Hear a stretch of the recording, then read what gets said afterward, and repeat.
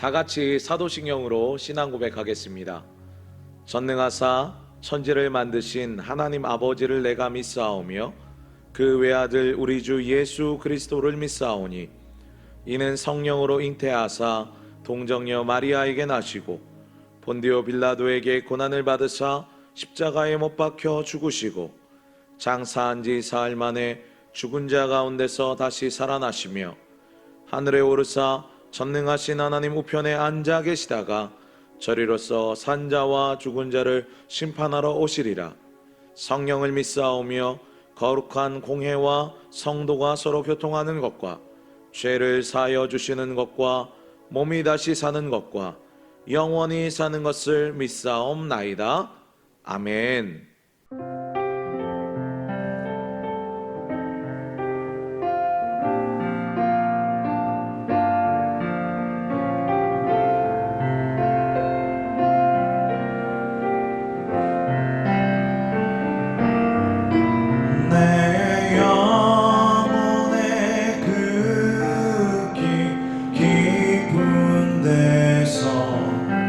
맑은 가락이 울려나네. 하늘 공조가 언제나 흘러나와 내 영혼을 보이 사네. 내 맘속에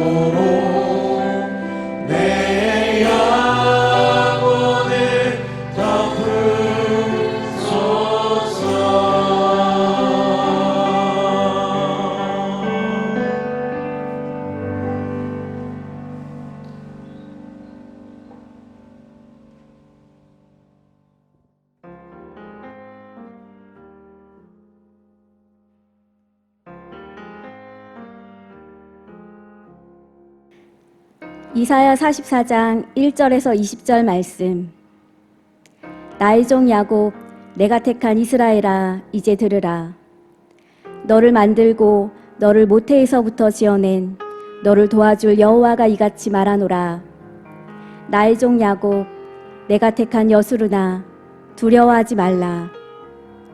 나는 목마른 자에게 물을 주며 마른 땅에 시내가 흐르게 하며 나의 영을 내 자손에게, 나의 복을 내 후손에게 부어주리니 그들이 풀 가운데서 솟아나기를 시냇가에 버들같이 할 것이라. 한 사람은 이르기를 나는 여호와께 속하였다 할 것이며 또 한 사람은 야곱의 이름으로 자기를 부를 것이며 또 다른 사람은 자기가 여호와께 속하였음을 그의 손으로 기록하고 이스라엘의 이름으로 존귀히 여김을 받으리라. 이스라엘의 왕인 여호와, 이스라엘의 구원자인 만군의 여호와가 이같이 말하노라. 나는 처음이요 나는 마지막이라. 나 외에 다른 신이 없느니라. 내가 영원한 백성을 세운 이후로 나처럼 외치며 알리며 나에게 설명할 자가 누구냐. 있거든 될 일과 장차 올 일을 그들에게 알릴지어다. 너희는 두려워하지 말며 겁내지 말라. 내가 예로부터 너희에게 듣게 하지 아니하였느냐, 알리지 아니하였느냐. 너희는 나의 증인이라. 나 외에 신이 있겠느냐. 과연 반석은 없나니 다른 신이 있음을 내가 알지 못하노라. 할렐루야. 오늘도 말씀의 은혜를 사모하시는 여러분을 주의 이름으로 축복합니다. 이번 주에도 월요일부터 토요일까지 매일 묵상 설교 영상을 보내드립니다. 가정에서나 일터에서나 함께 말씀으로 하루를 시작하시고 말씀으로 인생을 승리하시는 저와 여러분 되기를 바랍니다. 사랑하는 여러분, 오늘 우리에게 일어나는 모든 일은 하나님의 섭리 안에 있는 줄 믿습니다. 하나님께서는요, 그분의 그 선하신 목적과 의도를 가지고 우리 삶 가운데 역사하고 계세요. 그건 개인도, 가정도, 교회도, 국가도 마찬가지입니다. 그래서 하나님의 자녀들은 무슨 일을 어떻게 겪든지 그 사건 가운데서 하나님의 뜻과 의도를 분별해야 하는 거예요. 그래서 우리 믿음의 사람들에게 우연이란 말은 없는 것입니다. 오직 우리에게는요, 하나님의 뜻 안에서 일어나는 섭리만 있을 뿐이에요. 우리가 지난주 이사야 말씀을 다시 한번 생각해 보기를 원하는데요, 하나님께서는 이사야서 40장에서 이스라엘 백성들을 위로하고 회복하라고 말씀하셨습니다. 그리고 41장에서는요, 그 하나님께서 이스라엘 백성들을 구원하고 회복할 만한 능력이 있으신 열방 나라의 흥망 성쇠를 주관하시는 전능하신 하나님이시고 역사의 주관자이심을 하나님께서 말씀을 통해 그 백성들에게 분명하게 알려주셨어요. 그리고 42장에서는요, 하나님께서 이제 때가 되면 하나님이 붙드는 종, 즉 여호와의 종을 보내어서 그들을 바벨론 포로 생활에서 구원할 것이라고 선지자를 통해 선포하셨습니다. 그리고 43장에서는 하나님께 그들이 어떤 존재인지를 알려주시는데요, 여러분, 하나님에게 그 백성이 어떤 존재였죠? 네, 눈에 넣어도 아프지 않을 보배롭고 존귀한 존재, 하나님의 사랑을 받는 존재라는 겁니다. 여러분, 이 사실을 반드시 기억하시기 바랍니다. 오늘 44장에 들어서자마자 하나님께서는 이제 그 백성을 향해서 세 가지 명칭으로 부르시는데요, 우리가 함께 1절 2절 말씀을 읽어보겠습니다. 1절 2절 말씀이 있습니다. 시작. 나의 종 야곱, 내가 택한 이스라엘아, 이제 들으라. 너를 만들고 너를 모태에서부터 지어낸 너를 도와줄 여호와가 이같이 말하노라. 나의 종 야곱, 내가 택한 여수로나 두려워하지 말라. 아멘. 여기서 주님은 그 백성을 뭐라고 부르고 계시죠? 네, 처음에는 야곱이라고 부르고, 두 번째는 이스라엘이라고 부르고, 세 번째는요, 여수론이라고 부르고 있어요. 여러분, 그렇다면 하나님께서 그 백성을 이렇게 세 가지 명칭으로 부르시는 이유가 뭘까요? 물론 기본적으로 동일한 단어를 영어프 사용하는 것이 단조로워지잖아요. 그래서 그것을 피하기 위해서 이렇게 사용했다라고 주장하시는 분들도 있습니다. 흔히들 수사학적 기법이라고 하죠. 그러나 오늘 말씀을 곰곰이 묵상해 보면 그것만은 아닌 것 같아요.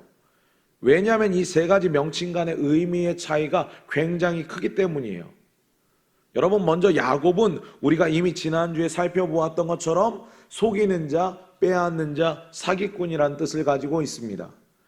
야곱은 자신의 목적을 이루기 위해 수단과 방법을 가리지 않는 사람들의 원형을 잘 보여줘요. 그러니까 야곱이라는 이름은 자기 중심적이고 인본주의적인 목적 지향적인 사람의 모습을 아주 잘 보여주고 있습니다. 그런데 그 다음에 나오는 이스라엘은 어떻습니까? 이스라엘은 야곱이 야복강가에서 하나님의 사자와 씨름을 한 이후에 하나님으로부터 받은 이름입니다. 우리 성경에는 겨루어 이김이라고 설명이 되어 있고, 근래 원어를 연구하는 사람들이 풀어놓은 것을 보면 하나님이 다스리시기라는 뜻도 가지고 있다고 합니다. 즉 자기 중심적인 사람 야곱이 하나님 중심인 사람 이스라엘이 된 거예요. 그러니까 야곱과 이스라엘은 같은 존재를 지칭하는 말이지만 그 이면의 의미는 완전히 다른 것입니다.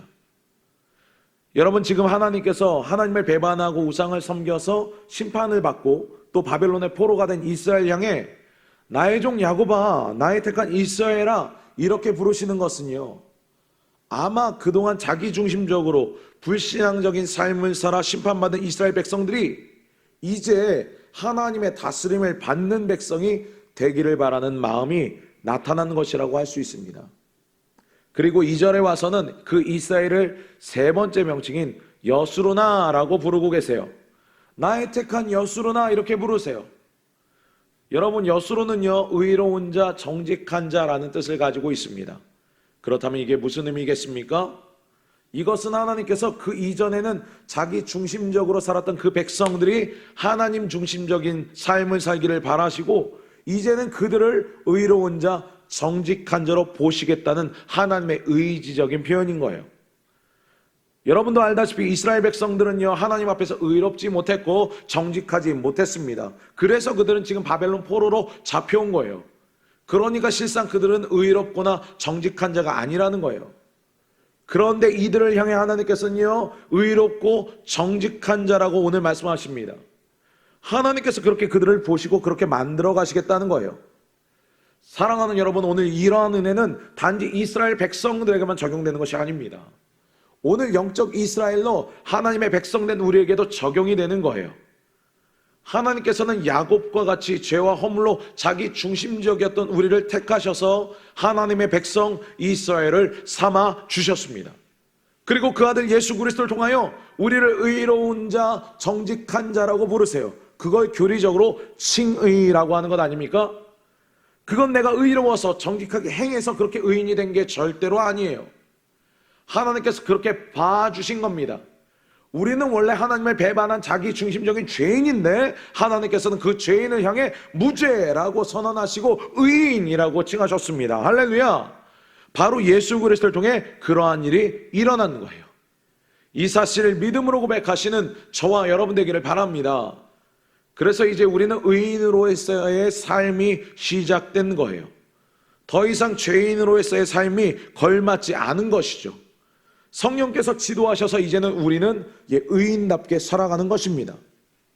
그런데 그렇게 하나님의 은혜 가운데 의인으로 살아가면 놀라운 축복이 약속되어 있는데요, 그것이 3절과 4절 말씀에 나와 있습니다. 우리가 3절과 4절 말씀을 읽어보겠습니다. 시작. 나는 목마른 자에게 물을 주며 마른 땅에 시내가 흐르게 하며 나의 영을 내 자손에게 나의 복을 내 후손에게 부어주리니 그들이 풀 가운데에서 솟아나기를 시냇가에 버들같이 할 것이라. 아멘. 여러분, 목마른 자에게 가장 필요한 것이 뭡니까? 생수 아닙니까? 그렇다면 배고픈 자에게 가장 필요한 것은 무엇일까요? 네, 음식입니다. 음식이에요. 지금 하나님께서는 너희가 가장 목마를 때 너희의 필요를 채워주겠다, 생수를 채워주겠다 약속하십니다. 마찬가지로 마른 땅에는 곡식을 심을 수가 없잖아요. 과실나무도 심을 수가 없어요. 근데 하나님께서 마른 땅에 시내가 흐르게 하시겠다고 지금 약속하고 계십니다.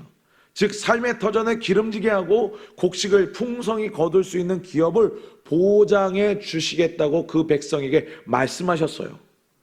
거기다가 더 중요한 것은요, 3절 후반부인데 3절 후반부에 하나님께서 무엇이라고 말씀하십니까? 나의 영을 내 자손에게, 나의 복을 내 후손에게 부어주겠다고 말씀하세요. 할렐루야. 영적인 축복입니다. 하늘로부터 영적인 은혜와 복을 부어주시고 그것을 우리에게 뿐만 아니라 우리의 자손들에게까지 부어주신다는 거예요. 뿐만 아니라 형통케 하신다고도 약속하셨습니다. 그러므로 사랑하는 여러분, 오늘 저와 여러분에게도 이 은혜와 복이 있게 되기를 축복합니다. 하나님께서는 자기 중심적이었던 우리 인생이 하나님 중심적인 인생, 그리고 의롭고 정직한 인생으로 바뀌어지기를 원하시고 계세요. 그리고 그렇게 우리를 의롭고 정직하게 행할 때 하나님께서는 하늘의 신령한 복과 땅의 기름진 복을 우리에게 부어주시는 것입니다. 이 사실을 믿으시고 이번 한 주도 의롭고 정직한 삶을 사시기를 바랍니다. 마지막으로 한 말씀만 더 확인하기를 원하는데요, 하나님께서는 우리에게 계속 강조하시는 말씀이 있습니다. 이사야서 말씀 내내 우리에게 지금 강조하고 계세요. 이 말씀을 여러분 반드시 마음에 새기시기 바랍니다. 오늘 말씀 2절과 8절을 보면 우리를 하나님께서는 나의 종 야곱아, 나의 택한 이스라엘아, 여수르나 라고 부르시는 주님께서 분명하게 말씀하시는데, 그게 뭐냐면 지난주부터 계속 끊임없이 이사야서 말씀에서 반복하여 나오는 말씀입니다. 그 백성을 향해서 하나님께서 계속 강조하여서 말씀하세요. 그게 뭐죠? 두려워하지 말아라입니다. 뭐라고요? 두려워하지 말아라. 이와 관련해서 예전에 유명한 일화가 있지 않습니까? 여러분들도 한 번쯤은 들어보셨을 겁니다. 어떤 사람이 냉동 창고에 갇혔어요. 함께 작업하던 사람들이 그 사람이 그 안에 있는 줄도 모르고 밖에서 문을 잠그고 퇴근한 거예요. 냉동 창고 안이 캄캄해졌습니다. 그리고 갑자기 냉기가 서서히 올라오는 것 같아서 몸이 서늘해지기 시작했어요. 이 사람이 너무 무서웠겠죠. 그래서 그 속에서 문을 막 발로 차고 큰 소리로 살려달라고 했지만 밖에 사람들은 다 퇴근을 하고 없기 때문에 아무도 그 사람을 거기서 꺼내주지를 못했습니다. 이 냉동창고에 갇힌 사람이 자신이 이제 곧 얼어 죽일 것이라는 것을 직감했는지 냉동창고 벽에다가 내 몸은 지금 얼어가고 있다, 체온이 떨어지고 있다, 나는 곧 죽을 것이다, 이렇게 쓰면서 거기에 몇 가지 유언을 더 남겼다고 합니다. 다음날 사람들이 출근을 하고 냉동창고의 문을 열었는데 이 사람이 거기에 얼어 죽어 있는 거예요. 그런데 사람들이 이해할 수 없는 일이 벌어졌습니다. 그건 뭐냐면 이 냉동창고는 며칠 동안 냉기가 나오지 않는 고장 상태였다는 것입니다. 그 안에 산소도 충분했대요. 그렇게 쉽게 죽을 수 있는 상황이 아닌데 그 안에 있던 사람은 그렇게 죽은 거예요. 그래서 그때 나온 이야기가 뭐냐면 그 사람은 아마 냉기 때문에 사망한 것이 아니라 마음속의 불안과 공포 때문에 사망했다고 그렇게 결론이 났습니다. 현대의학계의 보고에 의하면 사람들의 질병 가운데 75%는요 다 마음에서 생겨나는 병이라고 해요. 미움의 감정, 부정적인 감정, 우울한 감정, 두려운 감정 등이 우리 삶에 심각한 질병을 가져온다는 것입니다. 사랑하는 여러분, 마귀가 주는 감정은요 근심과 두려움이에요. 그러나 성령께서 주시는 감정은 평안과 기쁨, 즉 희락입니다. 마귀는 자꾸 우리를 속여요. 어둠의 영들은 우리를 절대로 해하지 못하는데 우리를 속여서 자기 스스로 두려움과 근심에 빠지게 만들고 그로 인해서 우리가 우리 스스로 우리를 해하도록 합니다. 그러니 이 시간 이유를 알 수 없는 근심과 두려움 가운데 있는 성도분들이 있다면 속지 마시기 바랍니다. 하나님께서 그 백성에게 주시는 평안과 희락 가운데로 이 시간 나오시기를 축복합니다. 어둠은요 빛 가운데 나와야 사라지는 것이지 어루마 사라질지어다 한다고 사라지는 게 절대로 아니에요. 그렇게 하는 것은 헛수고입니다. 그러므로 오늘 저와 여러분은요 오직 의의 태양이신 예수 그리스도의 말씀으로 우리 심령을 채우시기를 바랍니다. 그리고 찬양을 통해서요 여러분의 정서적인 영역도 빛으로 채우세요. 그리고 기도함으로 그 빛을 밝히시기 바랍니다. 그때 우리에게 있는 근심과 두려움, 모든 어둠들은 사라지게 될 줄 믿습니다. 사랑하는 여러분, 오늘도 우리를 향해 나의 종 야곱아, 나의 택한 이스라엘아, 나의 사랑 여수르나 라고 말씀하시는 그 주님의 음성을 듣고 온전히 주님의 다스림 가운데 의롭고 정직한 삶으로 승리하시는, 그리고 근심과 두려움을 이겨내시는 하나님의 사람들이 여러분 되기를 주의 이름으로 축원합니다. 기도하겠습니다. 오늘도 이 새벽에 저희에게 말씀하시는 하나님, 오늘도 말씀을 통해 저희에게 한 주를 승리할 힘을 주시니 감사합니다. 주님, 저희 가운데 이 시간 근심과 두려움이 있다면 그 모든 어두움은 이 시간 떠나가게 하여 주시고 의의 태양이신 주님께서 충만히 말씀으로 거하여 주시옵소서. 찬양과 기도 가운데 역사하여 주시고 저희의 심령과 저희의 삶의 모든 지경이 하늘의 절대적인 평안과 희락이 넘치는 은혜가 있게 하여 주시옵소서. 오늘부터 또 한 주를 시작합니다. 우리 사랑하는 성도들 각자의 가정과 학교와 일터에서 사업장에서 땀 흘리며 열심히 하루를 살아낼 때 그 영혼육을 강건하게 하시고 하늘의 신령한 복을 누리며 땅의 기름진 소산을 거두는 은혜가 있게 하여 주시옵소서. 주님, 코로나19가 이 땅에 창궐하고 있습니다. 대확산세에 있는 코로나19가 속히 종식되게 하여 주시고 더운 날씨에 고생하고 있는 우리 의료진들 지키시고 보호하여 주시옵소서. 그들의 노고가 헛되지 않도록 속히 이 상황이 잠잠해지게 하여 주시옵소서. 또한 주님, 기도하옵기는 코로나19와 여러 어려움 가운데 믿음이 흔들리고 있는 우리 믿음이 연약한 성도들이 있사오니 그들의 믿음에서 이탈하지 않도록 도우시고 우리 성도들 모두가 더욱 예수 그리스도를 굳게 잡고 시험과 유혹을 이겨내는 은혜가 있게 하여 주시옵소서. 또한 이후에 잠시 눈을 감고 두 손을 모아 마음속 깊이 있는 기도의 제목들을 주님께 아랠 때 주님 그 기도를 귀 기울여 들으시고 응답하여 주시옵소서. 오늘도 우리와 함께 하시며 도우시는 주님을 찬양하오며 우리의 대장 되신 예수 그리스도의 이름으로 기도드리옵나이다. 아멘. 다 같이 주기도문으로 기도하신 후에 개인 기도하겠습니다. 하늘에 계신 우리의 아버지여, 이름이 거룩히 여김을 받으시오며 나라의 마옵시며 뜻이 하늘에서 이룬 것 같이 땅에서도 이루어지리이다. 오늘날 우리에게 일용할 양식을 주옵시고 우리가 우리에게 죄 지은 자를 사하여 준 것 같이 우리의 죄를 사하여 주옵시고 우리를 시험에 들게 하지 마옵시고 다만 악에서 구하옵소서. 대개 나라와 권세와 영광이 아버지께 영원히 있사옵나이다. 아멘.